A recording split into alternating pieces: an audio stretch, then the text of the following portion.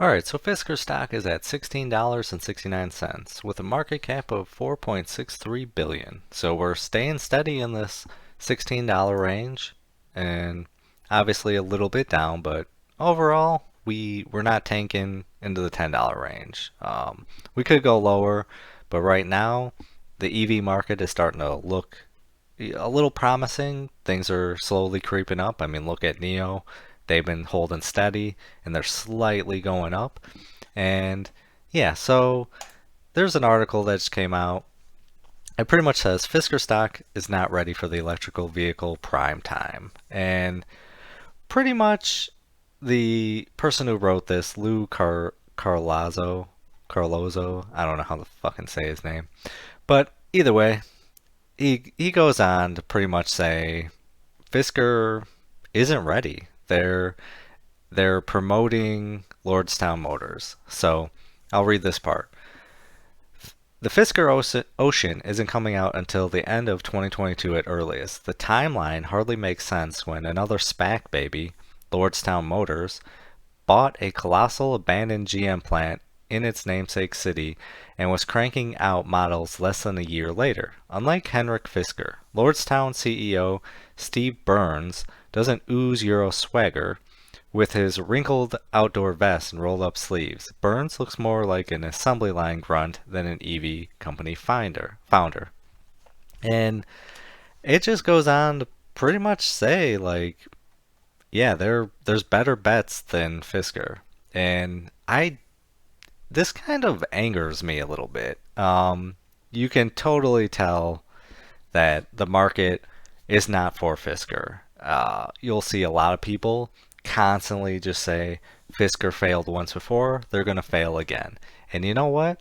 My opinion is because Fisker already has been in the game. Lordstown Motors, they're just starting off. And frankly, if you look at their truck, it's ugly as shit. I mean, it looks terrible.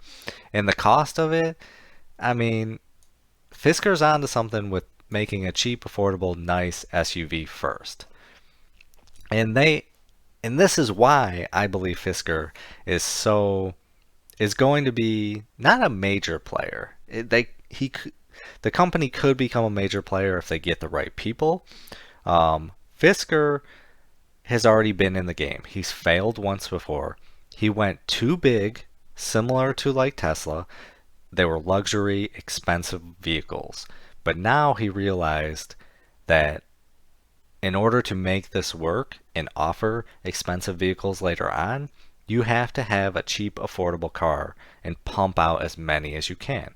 So, this, and on top of it, he did all this back in 2014, early when battery EV, batteries were crap, and that's why he failed. He did it too early at too high of an expensive point, but it was a nice car. People loved the style of it.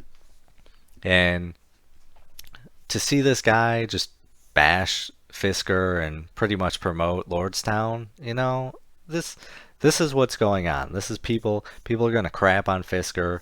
You're gonna see it, and when they do launch to the ocean, you're gonna see everyone probably pile on to this, and this is how it goes. This You sometimes have to go against the grain to make some money, but we'll all see, how it all plays out.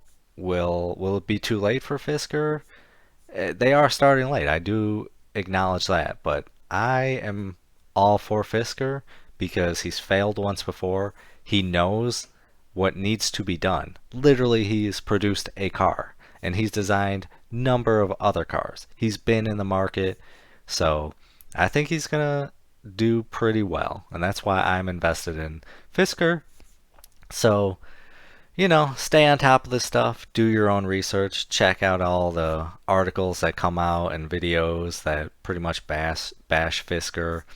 Uh, it's gonna be a rough road for him. There's no doubt in that, but hey, maybe it might make me some money. So, do your own research, stay on top of it, have some fun, make some money. Video is not financial advice. Any statements made are my views and is for entertainment purposes only and should not be taken as financial advice. Do your own research before making any financial investments.